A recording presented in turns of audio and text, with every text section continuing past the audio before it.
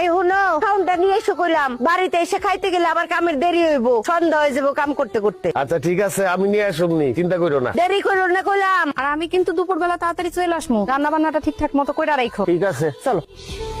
আব্বা এতক্ষণ ধরে চেষ্টা করতেছো, তারপর আগুন জ্বলতেছে না। লাকড়িটা কি ভেজা নাকি? তুই যেই হারে চোখের পানি নাকের পানি ছাড়তেছস তাতে লাকড়ি এমনি ভিজা যাইব। সমান অধিকার দিতে গিয়া এখন তো মনে হইতেছে চোখে দেখার অধিকারই হারাই ফেলামো বাপ্পলাই। তাই তো দেখতেছি। আবার জ্বলছে জ্বলছে জ্বলছে, ধাক্কা দাও লাকড়ি জোরে ধাক্কা দাও। ও ভাবি, আপনি কে? কিস্তিওয়ালি ভাবি কই? আপনি আলিফের বউ না? হ, আমি আলিফের বউ, কিন্তু আপনার বউ কই? বাপের বাড়িতে গেছে, ভাই আহে নাই, আপনি এসেন কেন? আরে ভাই, প্রত্যেকদিন কি আপনার ভাইরই আসতে হইব? তার অন্য কোনো কাজ থাকতে পারে না? শরীর খারাপ হইতে পারে না? আগামী 15 দিন আমি কিস্তি তুলবো। ভাবি তো 3 সপ্তাহ কিস্তি বাকি, তাড়াতাড়ি টাকাটা দেন। 3 সপ্তাহের কিস্তি রেডি করে আছে, আসেন। কই? টাকা তো ঘরে। নিয়ে আসেন। আরে বাড়িতে এসেন, নাস্তা করবেন, কথা বলবেন, আসেন তো ঘরে আহেন। মানে কি? কিস্তি 3টা জায়গায় 6টা দেবো, 3টা খাতা উঠবেন আর 3টা আপনার জন্য বোনাস। ও তো বাপের বাড়ি, বুঝেন না? হরামির বাচ্চা, তুই এসব কি কইতাছস? কিস্তি দেবো, আসেন না একটু ভিতরে। তোরে জুতোটা দিয়া পিডামু, তোর কিস্তি আলিফ এসে নিব।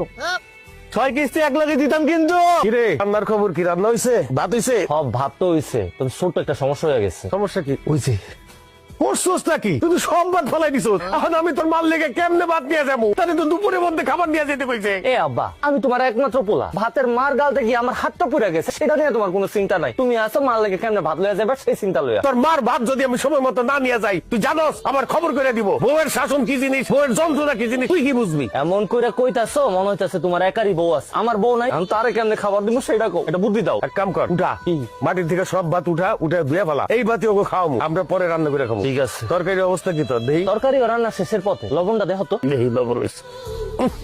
করছস কি? কিসে? লবণই তো দেশ নাই। কি কও, লবণ দিছি তো, খারাপ আবার দিতাছি। দে এবার দেখো তো। দেখি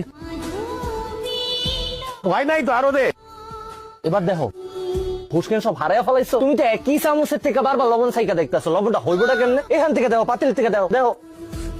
ঠিক আছে? ইয়াল্লাহ, এত লবণ দেয় মানুষ? তুমি নিজেই তো আমার লবণ দিতে কইলা, তাহলে এখন কি করুম? পানি দে, পানি কি করলি তুই? তুই কি এই তরকারির মধ্যে গোসল করবি? এত পানি দেয় কেউ? কি কো আপা, তুমিই তো আমার পানি ঢালতে কইলা। তোর মার সামনে তো আমি মুখ দেখাইতে পারুম না, লজ্জায়। খালি মার কথা লয়ে আইছো, আমি আমার বউয়ের সামনে কেমনে মুখ দেখাম? মারে আমি বুঝাই রাখবো, তুমি চিন্তা করো না। কি আর করবি? এগুলাই দিয়া দে, এগুলা লয়ে যাই। আল্লাহ জানে আজকে কি কবলে আছে। এটাই লয়ে যাও, যা আছে কপালে। হে বলা বেগম, আসো খাইয়া দাও, আসো আসো। এ বিকাল বাজে 4টা, তুমি এত করে খাও না? একটু দেরি হয়ে গেল, কি করুম কও? খাও।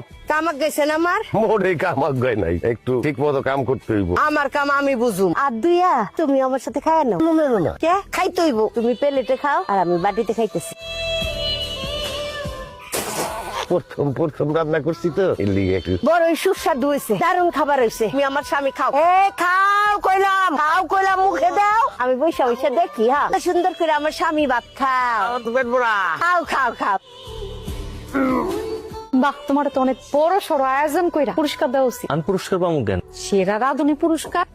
তোমার হাতের রান্না এত চমৎকার হয়েছে, মনে হয়েছে ঢাকা সোনারগাঁর হোটেলের খাবার খাইছি। রান্নাটা খারাপ হয়েছে দেখে আমার এমনি করে খোসা না দিলেও পারতাম। মনে হইতাছে তুমি একেবারে কাজ কাম করে আজকে উদ্ধার করে ফেলাইছো। তুমি যে কিস্তি উড়াইতে গেছো, কয়জনের কিস্তি উড়াইছো? মাত্র 3 জনের কিস্তি লিয়ে বাড়িতে আইছো।